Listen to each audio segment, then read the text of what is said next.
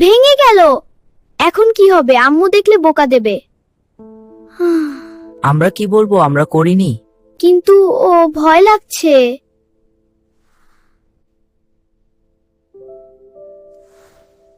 এটা কি হলো বাচ্চারা? আম্মু, খেলতে গিয়ে ভুলে বল লেগে গেছে। আমরা ইচ্ছা করে করিনি। তোমরা সত্য বলেছ, এটাই সবচেয়ে ভালো কাজ।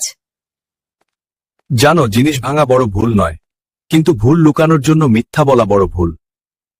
আব্বু, যদি ভয় লাগে তখনও সত্য বলতে হবে? অবশ্যই, কারণ আল্লাহ সত্যবাদীদের ভালোবাসেন।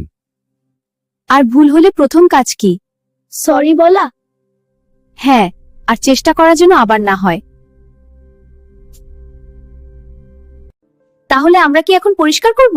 খুব ভালো কথা, কিন্তু খুব সাবধানে। দেখো, দায়িত্ব নেওয়াও ভালো অভ্যাস। নিজের ভুল হলে তা ঠিক করতে সাহায্য করা উচিত। ছোট ছোট এই অভ্যাসেই একজন সুন্দর মুসলিমের পরিচয়। যে সত্য বলে, দায়িত্ব নে আর ভুল থেকে শিক্ষা নে, আল্লাহ তাকে ভালোবাসেন। আজ আমরা দুইটা ভালো অভ্যাস শিখলাম, সত্য বলা আর নিজের ভুল ঠিক করা। ঠিক বলেছ।